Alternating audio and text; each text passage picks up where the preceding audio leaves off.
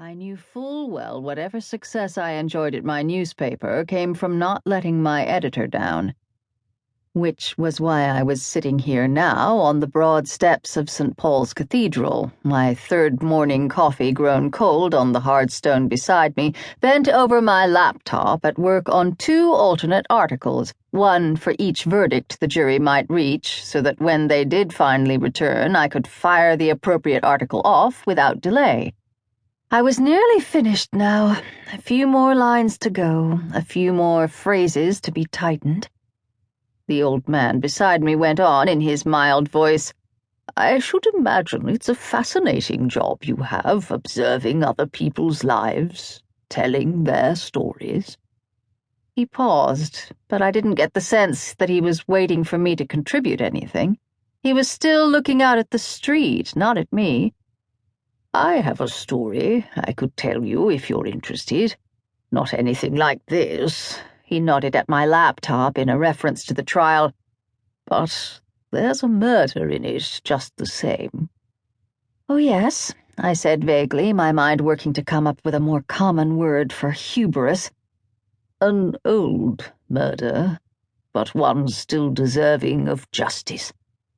I didn't say anything that time, just made a faint sound. "But you're busy," he told me, and started to stand in that cautiously creaking way old men do. "I'm staying in town the night. Ring my hotel if you like. We'll have dinner. My card," he said, handing it down. His hand stayed outstretched, so I took it politely, dismissively. 2 steps below me, he stopped and turned. "Oh, and do say hello to your grandmother for me. I hope that she's well." I looked up at that. Frowning faintly, I said in a slow voice, "She's very well, thank you." "I thought that she might be."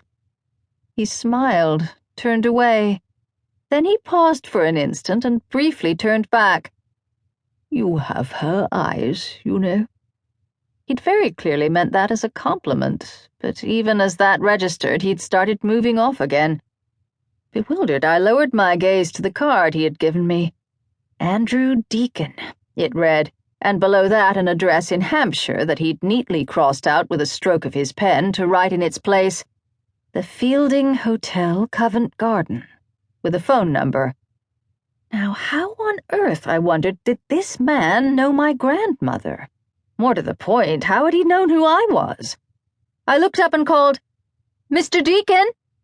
In spite of his slowness to stand, he had moved with surprising speed for someone his age, and had already reached the street, too far away to hear me. He was looking down. He didn't see the car. It all happened so very quickly.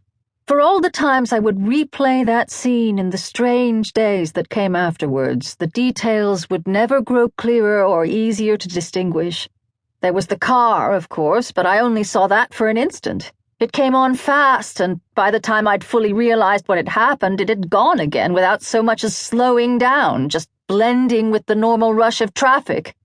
Nobody else seemed to take any notice. The old man might have been a ghost, I thought, invisible to everyone but me. And I was frozen to my step in shock, unable to be any help. The clock kept ticking on across my laptop screen, but time seemed not to move at all, until at last the first car stopped, and then another, and the curb and sidewalk swelled with people, bending, peering, murmuring. I saw a woman kneel to check the old man's pulse. I held my breath, and then she slowly stood and faced the others, and I saw her shake her head. "Look, Kate, I know you've been upset by this, but keep it in perspective. After all," said Margot, setting a glass of white wine on the table in front of me before sliding into the booth with her own drink in hand, "it's not as if you knew the man." She spoke in a tone I'd become very used to in the 3 years we'd known each other. Margot liked nothing better than giving advice. It was usually good advice. Margot had been in the business much longer than me. She was tougher, more worldly, and, although at 44 she was nearly 20 years my senior, she remained much more likely to grab male attention whenever we went out together.